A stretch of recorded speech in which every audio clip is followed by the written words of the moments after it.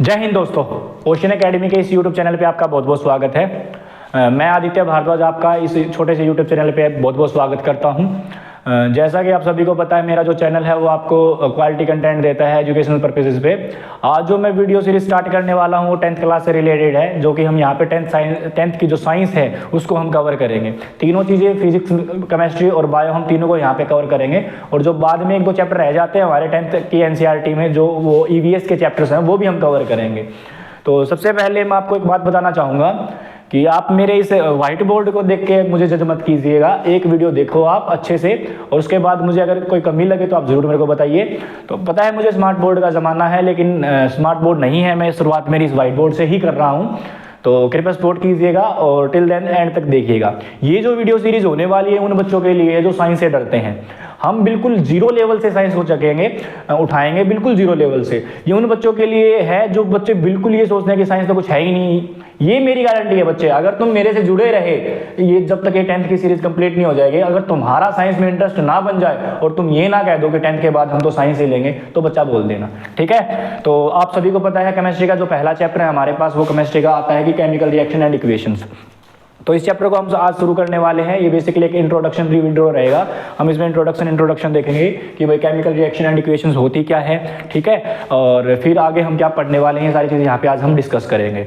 तो सबसे पहले बच्चा केमिकल रिएक्शन और इक्वेशन को समझने से पहले हम एक छोटी सी चीज़ को समझेंगे, जो तुम्हारे लिए इस चैप्टर के लिए तो बेस रहेगा ही रहेगा, बल्कि आने वाले चैप्टरों के लिए भी तुम्हारे लिए क्या करेगा भाई, बेस का काम करेगा।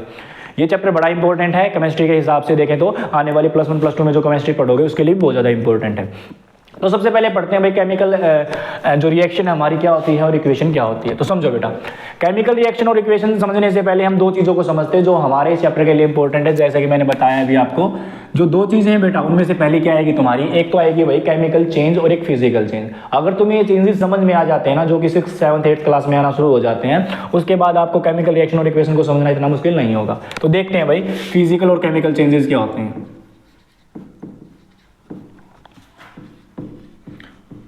Physical change and chemical change. अब देखो भाई, 6th 7th 8th क्लास में जिन बच्चों से ध्यान से पढ़ा उनको तो याद मिलेगा, अगर जिनको नहीं पढ़ा तो टेंशन मत लो, मैं हूं समझाने के लिए। आ जाओ, फिजिकल चेंज क्या होता है भाई। फिजिकल चेंज में जो हम पहली चीज पढ़ते हैं वो क्या होती है, एक ऐसा चेंज जिसमें स्टेट में, साइज में और शेप में, इन तीनों चीजों में जब हम डिफरेंस देखते हैं या चेंजेस देखते हैं तो उसको हम क्या बोलते हैं, फिजिकल चेंज बोलते हैं। फॉर एग्जाम्पल मैं तुम्हें एग्जाम्पल देता हूँ बेटा, जैसे बर्फ को तुम किससे बनाते हो, पानी से बनाते हो। पानी को उठाया तुमने, फ्रिज के अंदर रख दिया और वो क्या बन गई, एक बर्फ जम गई। तो अब हुआ क्या, जो लिक्विड स्टेट थी ना पानी की, वो किस में चेंज हो गई, सॉलिड स्टेट में बदल गई, है ना। तो ये एक तरह का, किस तरह का चेंज है, फिजिकल चेंज है। अब ध्यान से देखो इसमें क्या क्या चेंज आए हैं। एक तो स्टेट में चेंज हुआ ही हुआ है, लिक्विड से क्या बन गई, सॉलिड बन गई। दूसरा तुम देखोगे जिस भी तुम शेप में इसको डालोगे, जैसे भी बर्तन में तुम डालोगे वैसे ये शेप ले लेगी, यानी शेप में भी चेंज आ गया। साइज में भी आ जाता है, साइज में तुम कितना पानी लेते हो, किस बीकर के अंदर, किस कंटेनर के अंदर तुम डालते हो, उस हिसाब से साइज में भी क्या आ जाता है भाई, चेंज आ जाता है। तो इस तरह के चेंजेस को हम क्या बोलते हैं, फिजिकल चेंजेस बोलते हैं। क्या बोलते हैं, फिजिकल चेंजेस। किस किस में डिफरेंस आता है, चेंज आता है, स्टेट में, साइज में और शेप में। अगर मैं इन तीनों चीजों को एक चीज में डिफाइन करना चाहूं तो हमारी क्या होती है भाई, अपीयरेंस होती है। क्या होती है, अपीयरेंस। अपीयरेंस का बेसिकली मतलब होता है बनावट। भाई उसकी बनावट में क्या फर्क आ गया है, उसको हम क्या बोलते हैं, अपीयरेंस बोलते हैं। तो जब किसी भी चीज कोई चेंज हो रहा है, उसकी शेप में, साइज में और स्टेट में अगर फर्क हमें देखने को मिलता है, चेंज हमें देखने को मिलता है, तो उसको हम क्या बोलते हैं, फिजिकल चेंज बोलते हैं। अब केमिकल चेंज क्या होता है, जब भी हम केमिकल चेंज की बात करेंगे ना भाई, इस तरह के चेंजेस में हमें केमिकल चेंजेस देखने को मिलेंगे। केमिकल चेंजेस का मतलब जैसे उसके कलर में चेंज हो जाएगा, ठीक है, उसमें से कोई गैस निकलेगी, ठीक है, टेम्परेचर वगैरह में चेंज आ जाएगा, तो इसको हम क्या बोलते हैं भाई, केमिकल चेंज बोलते हैं। तो इसके अंदर क्या आता है भाई, कलर फॉर्मेशन हो जाती है, कलर चेंज हो जाता है, ठीक है, टेम्परेचर चेंज हो जाता है, या कोई गैस एवेल्यूएशन हो जाता है, ठीक है। ये सारी चीजें किसके अंदर आती है, केमिकल चेंज के अंदर आती है। बहुत सारी बात करने वाले हैं हम, इसमें डरना मत, ठीक है। अगला जो पॉइंट आता है फिजिकल और केमिकल चेंज में, अब तुम ध्यान से देखोगे ना बेटा, एक चीज को बड़े ध्यान से तुम अगर नोट करोगे तो ये प्रैक्टिकल है, ये कुछ वो नहीं है कि मैं कुछ हाई फाई बातें बता रहा हूँ, बिल्कुल तुमसे रिलेटेड बातें बता रहा हूँ। और 10th की खास बात यही है कि जितनी भी तुम 10th के अंदर पढ़ोगे ना बेटा, तो तुम्हारे डेली रूटीन में चीजें यूज हो रही है ना, उनसे जुड़ी हुई चीजों के बारे में पढ़ोगे, ठीक है। अब देखो क्या बता रहा हूं मैं यहाँ पे। अब देखो तुमने बर्फ से क्या किया, पानी से क्या किया, बर्फ तुमने जमा ली। अब ध्यान से एक चीज नोट करोगे ना, तो बर्फ से तुम पानी फिर से बना सकते हो, बिल्कुल बना सकते हो। बर्फ जो जमी उसको धूप में रख दो, धूप में बर्फ पिघलेगी और फिर से कौन सी स्टेज में आ जाएगी, पानी की स्टेज में आ जाएगी, यानी लिक्विड की स्टेट में आ जाएगी। तो इस तरह से हम बोल सकते हैं कि जो फिजिकल चेंज होता है वो क्या होता है भाई, रिवर्सिबल होता है। क्या होता है, रिवर्सिबल होता है। अब ध्यान से देखो, इसका एक एग्जांपल देता हूं तुम्हें, दूध से दही का जमना। अब ध्यान से देखो, दूध के लिए तुम क्या करते हो, दही जमाने के लिए तुम दूध लेते हो, उसमें कुछ खट्टा डालते हो, उसे एप्रोप्रिएट कंडीशन में अच्छे टेम्परेचर में रख के तुम उसे क्या जमा लेते हो, दही जमा लेते हो, ठीक है ना, दही जम जाती है। तो फिर अब होता क्या, आप देखो ध्यान से, दही तो जम गई, क्या दही से तुम फिर से दूध बना सकते हो, कभी भी नहीं बना सकते। अगर आपके पास कोई ऐसी टेक्नोलॉजी है कि दही से दूध बन जाए तो मेरे को बता देना, मैं डायरी खोल लूंगा, ठीक है। तो जो इसमें दूसरा जो पॉइंट आएगा वो क्या आएगा भाई, कि भाई ये इरिवर्सिबल प्रोसेस है, यानी इसको हम रिवर्स नहीं कर सकते, इरिवर्सिबल प्रोसेस, ठीक है। अब ध्यान से देखो भाई, एक अगला पॉइंट की तरफ बढ़ने से पहले अब मैं तुम्हें एक छोटा सा एग्जांपल देके ही अगले पॉइंट पे बढ़ूंगा। अब ध्यान से देखो, जो बर्फ और पानी है, पानी से बर्फ बन गई, बर्फ से पानी बन गया, क्या इसमें कोई भी नया सब्सटेंस फॉर्म हुआ है, क्या कोई नई चीज बनी है, नहीं, कोई भी नई चीज नहीं बनी, बस सॉलिड से लिक्विड, लिक्विड से सॉलिड, यही काम हो रहा है। लेकिन यहां तुम देखोगे ना, एक नई चीज बन रही है, दूध में तुमने कुछ खट्टा डाला, एक नई चीज बन गई दही, है ना। इसी तरीके से इसमें कोई भी नया सब्सटेंस फॉर्म नहीं होता, no new substance is formed. और इसमें क्या होता है, एक नया सब्सटेंस फॉर्म्ड हो जाता है, क्या हो जाता है, एक new substance is formed.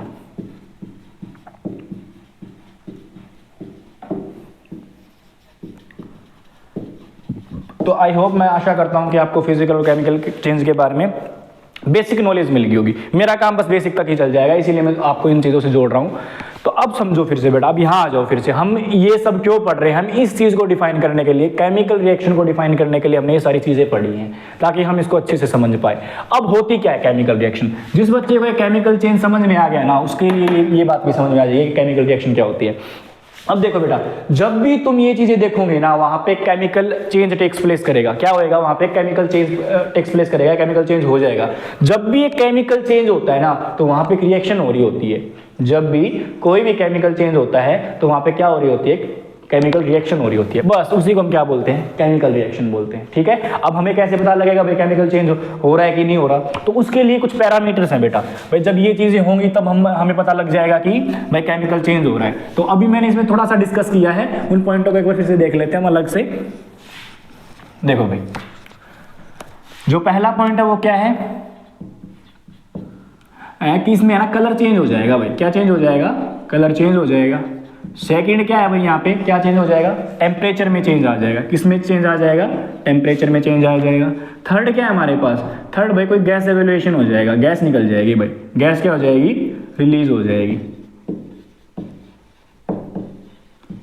Gas क्या होगी भाई, रिलीज होगी।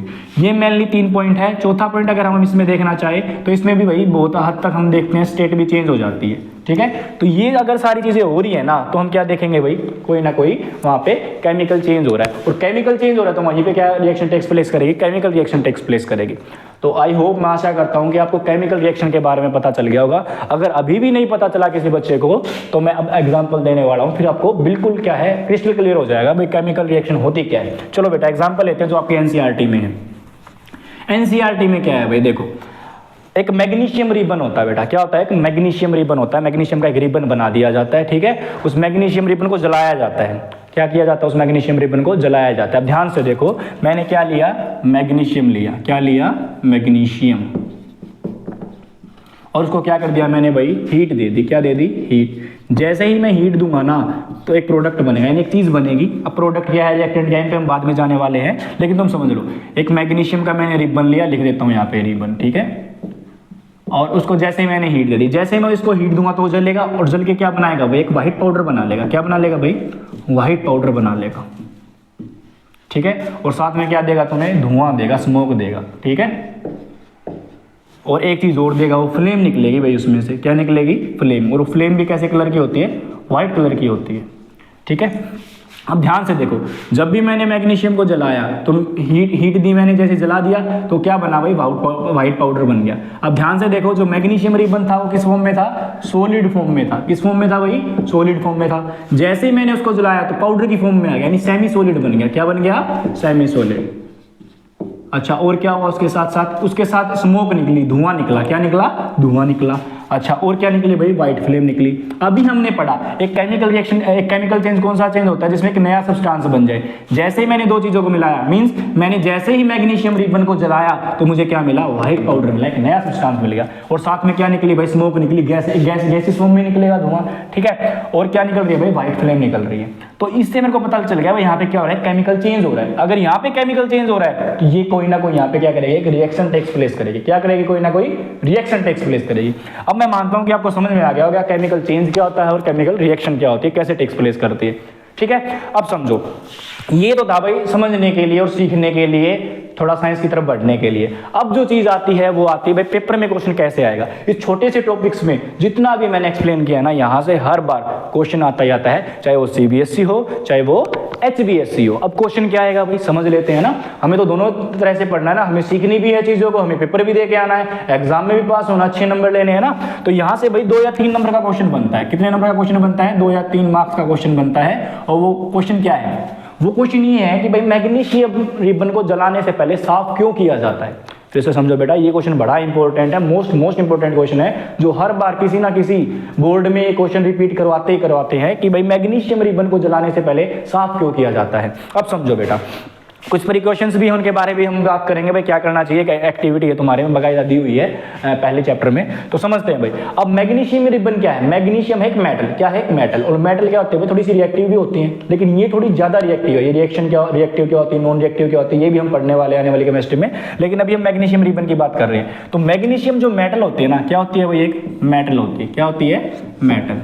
क्या होती है भाई? मेटल होती है। और ये मेटल क्या होती है भाई? थोड़ी सी ज्यादा रिएक्टिव होती है। तो अब ये रिएक्टिव होती है, अगर तुम इसे मॉइस्ट एयर में या खुले वातावरण में छोड़ दोगे तो इसके ऊपर क्या जम जाएगी? ऑक्सीजन की परत जम जाएगी। क्या जम जाएगी? ऑक्सीजन की परत जम जाएगी। अब फिर अगर हम इसको जलाएंगे तो जलेगा नहीं। क्या हो गया भाई? इसके ऊपर एक लेयर आ गई। क्या आ गई? एक लेयर आ गई ऑक्सीजन की। ऑक्सीजन की क्या आ गई? इसके ऊपर एक लेयर आ गई। अब जब हम इसको जलाएंगे तो जलेगा नहीं, इसीलिए हम क्या करेंगे? कपड़े से या किसी भी मतलब ऐसी चीज से साफ करेंगे जिससे परत क्या हो जाए भाई? उतर जाए। इसको उतारने के लिए हम क्या करते हैं? इस लेयर को उतारने के लिए हम क्या करते हैं भाई? इसको साफ करते हैं। जैसे हम इसको साफ करेंगे तब ये क्या हो जाएगा भाई? इजीली जल पाएगा। क्या कर पाएगा? ये जल पाएगा मैग्नीशियम। इसलिए हम क्या करते हैं? इसको साफ करते हैं। समझ में आएगा क्यों साफ किया जाता है? तो ये क्वेश्चन आता है भाई 2 या 3 नंबर का, बार बार रिपीट होता है, तो याद रखना इस क्वेश्चन को। और मैं ये अच्छे से मतलब लिखवाऊंगा लाइन टू लाइन। कब लिखवाऊंगा? जब हम इसी चैप्टर को करके कंप्लीट, जब इसके इन टेक्स्ट क्वेश्चन करेंगे उनमें भी ये क्वेश्चन आएगा भाई। Why should a magnesium ribbon be cleaned before burning? जलाने से पहले मैग्नीशियम रिबन को साफ क्यों किया जाता है? ये सारी की सारी चीजें हैं भाई। मैं आशा करता हूं तुम्हें समझ में आ गई होगी इस एक एग्जांपल से। आगे अब ये था भाई एक केमिकल रिएक्शन या केमिकल चेंज कैसे टेक्स प्लेस करती है, एक एग्जांपल के तौर पे। अब हम जो बात करेंगे, हम ये बात करेंगे भाई केमिकल रिएक्शन वास्तव में क्या होती है, उसको हम कैसे डिफाइन करते हैं, कैसे हम चीजों को देखते हैं। ठीक है, चलो भाई मैं साफ कर देता हूं। आशा करता हूं कि ये वीडियो के साथ आप जुड़ गए होंगे और आने वाली वीडियो में भी आप मेरे साथ ऐसे ही स्पॉट बनाए रखेंगे और चीजों को सीखते चलेंगे। चलिए भाई देखते हैं आगे। मैं मार्कर बदल लेता हूँ, ब्लैक ले लेता हूँ, ब्लैक अच्छा दिखेगा। ठीक है, चलो केमिकल रिएक्शन देख लेते हैं भाई। अब इसकी डेफिनेशन देख लेते हैं केमिकल रिएक्शन की। केमिकल रिएक्शन क्या होती है भाई? whenever a chemical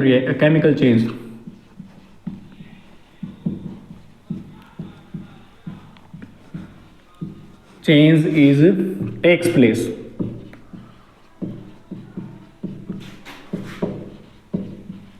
then a reaction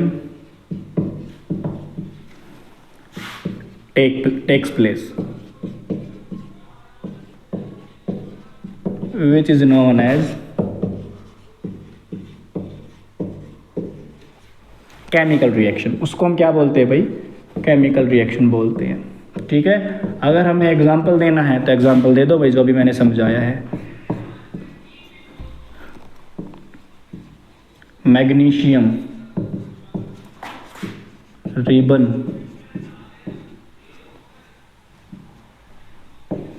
burnt with white flame. अच्छा भाई, ये जब हम मैग्नीशियम रिबन को ऐसी एक्टिविटी को कर रहे होते हैं तो हमें क्या कहा जाता है, प्रिकॉशन रखने के लिए कहा जाता है कि आंखों पे कोई भी स्पेक्स वगैरह चश्मा वगैरह हमें ओढ़ के रखना चाहिए। क्यों? क्योंकि जिससे वाइट फ्लेम निकलती है वो बहुत ज़्यादा इंटेंसिटी की होती है, जिससे हमारी आंखें भी खराब हो सकती हैं। इसलिए ये कहा जाता है कि एक प्रिकॉशन दी जाती है कि तुम जब भी मैग्नीशियम रिबन को जलाओ तो क्या करो, चश्मा या कोई भी स्पेक्स ओढ़ के रखो। ठीक है भाई, चलो आगे बढ़ते हैं भाई। ये थी भाई केमिकल रिएक्शन। आई होप आप सभी ने लिख ली होगी, आप सबको समझ में आ गई होगी। ठीक है, अब बात करते हैं भाई केमिकल इक्वेशन क्या होती है। ये तो रिएक्शन थी, इक्वेशन पे बढ़ते हैं। अब ध्यान से देखो बेटा, तुमने मैथ में पढ़ी होगी इक्वेशंस के बारे में। इक्वेशन का मतलब जो आता है वो कहाँ से आता है भाई? इक्वेशन का जो मतलब आता है वो इक्वल के साइन से आता है। किससे आता है? इस इक्वल के साइन से आता है। ठीक है, जैसे कि मैं अगर मैथ में बात करूँ तो हम ये करते हैं x y = 3। तो ये जो इक्वल है इसको क्या बनाता है? एक समीकरण बनाता है, एक ये इक्वेशन बनाता है। ठीक है, ये चीज़ें हैं। तो इसी तरीके से जब हमने अभी ये केमिकल रिएक्शन करी, इसी को जब हम एक लाइन की फॉर्म में दिखाएंगे ना, एक सिस्टमैटिक फॉर्म में दिखा देंगे, तो उसको हम क्या बोलेंगे? केमिकल इक्वेशन बोलेंगे। क्या बोलेंगे भाई? केमिकल इक्वेशन बोलेंगे। अब देखो, जैसे मैं इसी एग्जांपल को लेके चलता हूं ताकि और ज्यादा क्लैरिफाई हो पाए, क्योंकि अगर मैं एग्जांपल चेंज करूंगा तो तुम्हारा दिमाग भी घूमेगा। तो हम इसी एग्जांपल को लेके चलते हैं। अब ध्यान से देखो भाई, मैंने क्या किया? मैग्नीशियम लिया। क्या लिया? मैग्नीशियम लिया, उसको जलाया। क्या किया? उसको जलाया। अब है ना भाई, बहुत से बच्चों के यहाँ पे फंडे हिलने वाले हैं, क्योंकि जब भी हम किसी चीज़ को जलाएंगे ना तो हम उसको ऑक्सीजन से दिखाएंगे। अब आप कहोगे सर भाई ये ऑक्सीजन ही क्यों दिखाया? जलाने के लिए तो हम हीट दे सकते थे, कुछ चीज़ें दिखा सकते थे। अब समझो, इस ऑक्सीजन को हम क्यों दिखाते हैं ना, ये बेसिक चीज़ें बेटा जो बच्चों को समझ में नहीं आती, उनका दिमाग खराब करती है। यार जब जलाना ही था तो ये ऑक्सीजन क्यों लिया? सीधा हीट दिखा देते हैं ना। लेकिन हम इसको सिस्टमेटिक ढंग से दिखा रहे हैं। और ऑक्सीजन का मतलब क्या है यहाँ पे हम समझते हैं भाई। देखो, किसी भी चीज़ को जलाने के लिए तुम्हें क्या चाहिए भाई? तुम्हें 3 चीजें चाहिए। पहला क्या है भाई? फ्यूल है। क्या है? फ्यूल है। दूसरा क्या है भाई? हीट है। ठीक है, दूसरा क्या है? हीट है। और तीसरी चीज है भाई ऑक्सीजन। क्या है? ऑक्सीजन, है ना। पढ़ा होगा तुमने छोटी क्लासेस में कि भाई जब भी किन्हीं 3 चीज़ों को जलाना पड़े तो हमें 3 चीज़ें बहुत ज़्यादा इंपॉर्टेंट होती है। अगर इन 3 चीज़ों में मैं एक चीज़ भी निकाल दूंगा ना बेटा तो चीज़ जलेगी नहीं। फॉर एग्जाम्पल, मैं जलाना चाहता हूँ एक लकड़ी को। अब जो वुड है मेरी, क्या है? वुड है, वो किसका काम कर रही है भाई? फ्यूल का काम कर रही है। ठीक है, इसको हीट देनी पड़ेगी। जैसे माचिस या मैच बॉक्स, इसको तुम जलाओगे या किसी अदर वे से जलाना इसको पड़ेगा। दूसरा ऑक्सीजन। अगर हमारे एनवायरनमेंट में ऑक्सीजन नहीं होगी ना तो ये वुड जल नहीं पाएगी। ये वुड क्या नहीं कर पाएगी? जल नहीं पाएगी। ठीक है, तो इसके लिए तीनों चीज़ें होना इंपॉर्टेंट है। सपोज करो अगर मेरे पास फ्यूल है, ऑक्सीजन भी है, हीट नहीं है, तो क्या चला पाओगे इस वुड को? नहीं। ये पड़ी है भाई लकड़ियाँ बहुत सारी हमारे जंगल में, ऐसे तो फिर आग लग जाएगी, है ना, जमीन तो सारे के सारे तबाह हो जाएंगे। लेकिन नहीं, उसको फ्यूल देना पड़ेगा। सेकंड इज, अगर हमारे पास हीट भी है, ऑक्सीजन भी है, फ्यूल नहीं है, तो जलाओगे किसको भाई? है ना, तो फ्यूल भी इंपॉर्टेंट है। अब ये दोनों चीज़ है, ऑक्सीजन नहीं है तो क्या जलेगी चीज़ें? तब नहीं जलेगी भाई, क्योंकि ऑक्सीजन भी उसके लिए क्या है? इंपॉर्टेंट है। इसलिए जब भी हम मेनली चीज़ों को जलाते हैं या हीट करके दिखाते हैं ना तो ऑक्सीजन लेके चलते हैं। क्या लेके चलते हैं? ऑक्सीजन लेके चलते हैं। अब मैं आशा करता हूँ तुम्हें ये सारी चीज़ें समझ में आ गई होगी और ये आने वाले टाइम में तुम्हारा दिमाग खराब ना करे, इसलिए आज मैंने तुम्हारे लिए क्या कर दिया भाई? क्लियर कर दिया कि ऑक्सीजन हम क्यों लेके चलते हैं। ठीक है, ऑक्सीजन का मतलब इन तीनों चीज़ों से है। ठीक है भाई, हम जिसको जला रहे हैं। ठीक है, चलो भाई यहाँ पे मैं दे देता हूँ, फिर भी मैंने हीट दी। जैसे मैं हीट दूंगा तो यहाँ मेरा क्या बनेगा भाई? यहाँ पे मेरी एक चीज़ बनने वाली है, अब मैग्नीशियम ऑक्साइड। क्या बनने वाला है? Magnesium oxide. ये क्या बन गया? मैग्नीशियम ऑक्साइड बन गया। क्या बन गया? Magnesium oxide. ये कैसे कलर का है? एक व्हाइट पाउडर बनता है। क्या बनता है? White powder. और साथ में इसके क्या निकलती है भाई? व्हाइट फ्लेम निकलती है। क्या निकलती है? White flame. अब ध्यान से देखो भाई, हम ये जो कंपोनेंट है इनमें हम इनको क्या क्या बोलते हैं, आज ये चीजें समझते हैं। अब देखो ध्यान से, ये बेसिक चल रहा है बिल्कुल। ये जो तुम्हें एरो दिख रही है ना, ये वाली एरो दिख रही है तुम्हें, इससे तुम लेफ्ट हैंड साइड में देखोगे ना, इनको हम कुछ अलग नाम देते हैं, और जो तुम राइट हैंड साइड चीजें देखते हैं इनको तुम कुछ अलग नाम देते हो। तो देखते हैं इनको क्या नाम दिया जाता है। जो तुम्हें मैग्नीशियम और ऑक्सीजन दिख रहे हैं ना, इनको हम बोलते हैं भाई रिएक्टेंट्स। क्या बोलते हैं? रिएक्टेंट्स। हिंदी में हम इनको बोलते हैं भाई अभिकारक। कोई बच्चा हिंदी मीडियम से है जो देख रहा है उनके लिए बता दूं, जो रिएक्टेंट्स है उनको हिंदी में बोला जाता है अभिकारक। अभिकारक और रिएक्टेंट्स क्या होते हैं?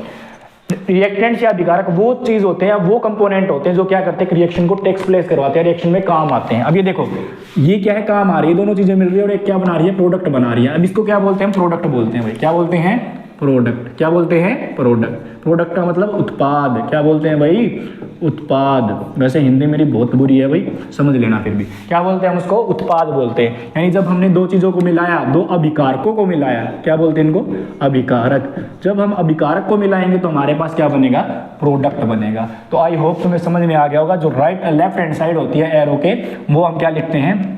रिएक्टेंट लिखते हैं वहाँ पे। और जो फर्दर राइट हैंड साइड बच गई हमारी, उसको हम क्या बोलते हैं? प्रोडक्ट बोलते हैं। क्या बोलते हैं? प्रोडक्ट बोलते हैं। क्या बोलते हैं? प्रोडक्ट। और ये एरो क्या करती है भाई? इस एरो का भी थोड़ा सा फंडा समझ लेते हैं। मैंने कहा बेटा बिल्कुल बेसिक से चलेंगे, एक चीज़ एक्सप्लेन करता चलूंगा, बस जुड़े रहो। ये जो एरो होती है, ये एरो क्या बताती है हमें? डायरेक्शन बताती है भाई। रिएक्शन कहाँ होती है भाई, रिएक्शन किस डायरेक्शन में हुई है। ये दोनों मिलके ये बना रहे हैं या एक मिलके ये बना रहा है, ये सारी चीजें हम पढ़ते हैं। ठीक है, ये एरो बताती है हमें। क्या बताती है? Direction of reaction. भाई किस डायरेक्शन में हमारी रिएक्शन टेक्स प्लेस कर रही है। अब बहुत सी रिएक्शन में तुम क्या देखोगे भाई? ऐसी रिएक्शन देखोगे जो क्या होती है? रिवर्सिबल होती है। यानी कि ऐसे ये भी बन सकता है, उसे ये भी बन सकता है। ठीक है, तो ये क्या होता है भाई? डबल एरो होती है। इसके बारे में भी आगे पढ़ लेंगे, आएगा तब। ठीक है, तो ये है भाई, इनको हम रिएक्टेंट्स बोल रहे हैं, उनको हम प्रोडक्ट बोल रहे हैं। अब ध्यान से देखो बेटा, ये तो मैंने पूरी लंबी रामायण लिख दी। क्या हम सारे के सारे रिएक्शन के लिए ऐसे करेंगे? हैं, सारी की सारी रिएक्शन ऐसे लिखेंगे भाई? ये रिएक्टेंट है, ये वो है, ये मैग्नीशियम है, ये ऑक्सीजन है, ये मैग्नीशियम ऑक्साइड बना है, सारी चीजें ऐसे लिखने लगे फिर तो पता नहीं कितनी किताबें बढ़ जाएंगी। साइंटिस्ट लोग जितने भी बना के गए हैं रिएक्शंस, उनको तो पता नहीं कितना यूज करना पड़ता, कितनी बुकों का यूज करना पड़ता। तो इसलिए उन्होंने क्या किया? एक तरीका निकाला भाई। क्या निकाला? तरीका निकाला इसको रिप्रेजेंट करने का। इसको रिप्रेजेंट करने के लिए हम सिंपली क्या करेंगे? जो तुमने 9th में इनके क्या पढ़े? सिंबल पढ़े हैं, उन सिंबल का यूज करेंगे। अब 9th में मुझे नहीं लगता भाई बहुत से बच्चों ने पढ़ी होगी, होते हैं भाई। देखो कई स्कूलों में क्या करते हैं, 9th का करवाते करवाते छुड़वा देते हैं और 10th की लगवा देते हैं ताकि अच्छे नंबर आ जाए। तो वो सबसे खराब तरीका है भाई। 9th की साइंस तुम्हें पढ़नी चाहिए, बहुत बहुत ज़्यादा इंपॉर्टेंट है। कि जो बच्चे 10th के बाद साइंस साइड लेने वाले हैं ना, उनके लिए तो 9th बड़ी इंपॉर्टेंट है। क्योंकि फिजिक्स तुम देखोगे 9th की है जो +1 में सेम है, बिल्कुल डिट्टो है कि वही चैप्टर है, थोड़ा सा क्या है एक्सप्लेन करके बता रखा है ना। तो चलो अब इसको थोड़ा देखते हैं। अब देखो इसको अगर मैं ऐसे लिखूंगा तो बहुत ज़्यादा क्या हो जाएगा भाई? लेंदी हो जाएगा। तो इसको आसान बनाने के लिए हम क्या करते हैं? इनके छोटे छोटे रिप्रेजेंटेशन करते हैं। ठीक है, ये समझ में आ गया रिएक्टेंट्स क्या है? लिख लो एक बार, आई होप पोज करके लिख लेना, मैं हट गया हूँ साइड में। अब देखो भाई, मैं क्या करूंगा? मैग्नीशियम को उसके सिंबल में लिख दूंगा जो तुमने 9th क्लास में पढ़ा है। अगर किसी बच्चे ने 9th क्लास में नहीं पढ़ा तो कमेंट डाल देना भाई, 9th की सीरीज भी स्टार्ट कर देंगे, बहुत जल्दी कर दी जाएगी। ठीक है, अब देखो ध्यान से। अब मैग्नीशियम को मैं शॉर्ट में क्या लिख दूंगा भाई? Mg लिख दूंगा। क्या लिख दूंगा? Mg। और ऑक्सीजन को क्या लिखूंगा? O2। क्या लिखूंगा? O2। और ये एरो, और यहाँ पे मैं क्या लिख दूंगा भाई? MgO, जो हमारा प्रोडक्ट बना है मैग्नीशियम ऑक्साइड। अब भाई देखो ध्यान से, इस छोटी सी रिएक्शन को मैं एक्सप्लेन करूंगा। यहीं से सारी की सारी क्या बनेगी? रिएक्शंस बनेंगी ऐसे ही जो जैसे मैं बता रहा हूँ। ठीक है, कैसे बनी है ये तुम्हें कोई नहीं बताएगा, मैं बताने जा रहा हूँ। तो समझ लेना, सारी की सारी रिएक्शन ऐसे एक्सप्लेन नहीं की जाएंगी। एक पहली रिएक्शन है जो मैं तुम्हें एक्सप्लेन करके बता रहा हूँ, ताकि आने वाली रिएक्शन जब तुम करो, जब उनको तुम लिखो तो तुम्हारे लिए मुश्किल ना हो। ठीक है, ध्यान से देखो, ये Mg है, ये O2 है। अब बहुत से बच्चों का डाउट ये रहेगा भाई ऑक्सीजन को O2 क्यों लिखा, O क्यों लिखा हमने, है ना। ये भी भाई 9th में है, बता देता हूँ फिर भी मैं। क्योंकि जो ऑक्सीजन होता है ना भाई, डाइमोलिक्यूल एलिमेंट होता है। क्या होता है? डाइमोलिक्यूल एलिमेंट। कैसे भाई? क्यों डाइमोलिक्यूल? अब तुम देखोगे जब ऑक्सीजन की इलेक्ट्रॉन कॉन्फ़िगरेशन देखोगे तो क्या होती है? 8 होती है। कितनी होती है? 8। हाँ 8 आती है, 2 और 6। ठीक है, 2 और 6। अब एक ऑक्सीजन है, ध्यान से देखो, इसके पहली सेल में तो 2 इलेक्ट्रॉन आ गए। ठीक है, अगली में कितने आ गए? 6। अब इसको अपना ऑक्टेट कंप्लीट करने के लिए कितने चाहिए? 2 इलेक्ट्रॉन चाहिए। कितने इलेक्ट्रॉन चाहिए? 2 मिसिंग है भाई। इस तरीके से एक ऑक्सीजन है। ठीक है, कितनी है? एक ऑक्सीजन है। इसको भी कितने चाहिए? 2। तो ये क्या करते हैं भाई? दो की शेयरिंग कर लेते हैं, यानी एक पेयर को शेयर कर लेते हैं। एक यहाँ पे, एक यहाँ पे, एक यहाँ पे, एक यहाँ पे, और शेयर करके अपने दोनों के 8 पूरे हो जाते हैं। ठीक है, इसके भी 8 पूरे, इसके भी 8 पूरे। इस हिसाब से क्या बनता है भाई? O2 बनता है, एक डाइमोलिक्यूल बनता है। ठीक है, इसी तरीके से हाइड्रोजन भी होता है। ठीक है, इसलिए जब कभी तुम लिखा देखोगे ऑक्सीजन को O2 की फॉर्म में ही लिखा देखोगे। एक O3 की फॉर्म होती है जिसको हम ओजोन बोलते हैं, उसके बारे में हम बाद में बात करेंगे। लेकिन जब भी तुम इसको लिखा देखोगे तो क्या देखोगे? O2 देखोगे भाई। समझ में आया? ठीक है, मैं इसको रफ कर देता हूँ। अब ध्यान से देखो, फिर से मैं बोलता हूँ तुम्हारी याद के लिए, 1-2 बार लिखोगे तो याद हो जाएगा। इनको हम क्या बोलते हैं? रिएक्टेंट्स बोलते हैं। क्या बोलते हैं? रिएक्टेंट्स। और ये जो हमारा बना है, ये क्या बना है भाई? प्रोडक्ट बना है। क्या बना है? प्रोडक्ट बना है। अब ध्यान से देखो, अब ये कहोगे सर ये तो समझ में आ गया, Mg + O2 मैग्नीशियम + ऑक्सीजन आपने लिख दिया, ये कैसे बना? ये भी भाई 9th में आते हैं, फॉर्मूला बनाने का एक चैप्टर है, वहाँ तुम देखोगे ध्यान से। तो ये देखो कैसे बना, मैं फिर भी बता देता हूँ। Mg जो होता है हमारे पास, उसके ऊपर कैसी वैलेंसी होती है +2 की, और ऑक्सीजन के पास जो होती है वो भी कैसे होती है -2 की होती है। अब ध्यान से कैसे -2 कैसे है, देखो उसने 2 इलेक्ट्रॉन लिए हैं, जब लेते हैं तो नेगेटिव होता है। सारी की सारी चीज़ें बेटा 9th क्लास में है। अब मैं वो एक्सप्लेन करने लग गया ना तो फिर ये टॉपिक रह जाएगा। इसलिए अगर तुम्हें 9th क्लास पे पूरा सेशन चाहिए है तो मुझे बताएं, मैं उस पर वीडियो बनाना शुरू कर दूंगा, ठीक है। अभी जो मेरी ऑडियंस रहेगी वो 10th के लिए रहेगी। अब ध्यान से देखो भाई, ऑक्सीजन ने मतलब क्या लिए थे, 2 लिए थे, तो इसके ऊपर नेगेटिव, Mg जो है मैग्नीशियम वो 2 छोड़ता है, इसलिए इस पे पॉजिटिव आ गया। तो जब हम इनके फॉर्मूले बना रहे होते हैं तो यहाँ पे Mg लिख लेते हैं और यहाँ पे ऑक्सीजन, जो इसकी वैलेंसी है वो यहाँ पे आ जाती है और इसकी वैलेंसी क्या आ जाती है यहाँ पे -2 और +2, ये आपस में क्या हो जाते हैं, कैंसिल। इसलिए मेरा क्या आया भाई, Mg आया है। क्या आया है, Mg आया है, ठीक है। तो ये है भाई chemical reaction and chemical equation के बारे में बेसिक सी नॉलेज जो मैंने आज आपको दी है। मैं आशा करता हूँ कि आपको ये समझ में आ गया होगा, और ये मेरा एक इंट्रोडक्शन वीडियो था, इसलिए मैं आगे टॉपिक नहीं करवा रहा। आज हम यहाँ तक करेंगे, ठीक है, इस वीडियो के अंदर। फिर आगे हम और टॉपिक स्टार्ट करेंगे, जो अगला हमारा टॉपिक होगा केमिकल इक्वेशन को कैसे बैलेंस किया जाता है, बैलेंस क्या होता है, क्यों करते हैं, है ना। बहुत सारे बच्चों को पता है केमिकल बैलेंस इक्वेशन क्या होती है या फिर कैसे बैलेंस करते हैं, लेकिन ये नहीं पता क्यों करते हैं, उसका जवाब मैं आपको दूंगा, ठीक है। तो ये था भाई आज का मेरा। आशा करता हूं कि आपको ये जो वीडियो है पसंद आया होगा। अगर इसमें मेरी ये पहली वीडियो है, अगर इसमें कोई आपको कमी लगे तो कृपया मुझे बताएं, ताकि मैं आगे आने वाली वीडियो में सुधार कर पाऊं। मैं भी आपकी तरह सीखने वाला हूं, मैं कोई ज़्यादा वो नहीं हूं कि भाई मैं अपने आप पे अहंकार करूँगा तो सब कुछ आता है। मैं भी सीखने वाला हूँ, मुझे मेरे इससे रिलेटेड नॉलेज है, मुझे वीडियो कैसे बनानी है वो नॉलेज नहीं है, वो मैं आपसे ही सीखूँगा। तो कृपया करके आप कमेंट कीजिएगा अच्छे, ताकि मैं मेरी गलतियों को सुधार पाऊँ। धन्यवाद। जय श्री राम।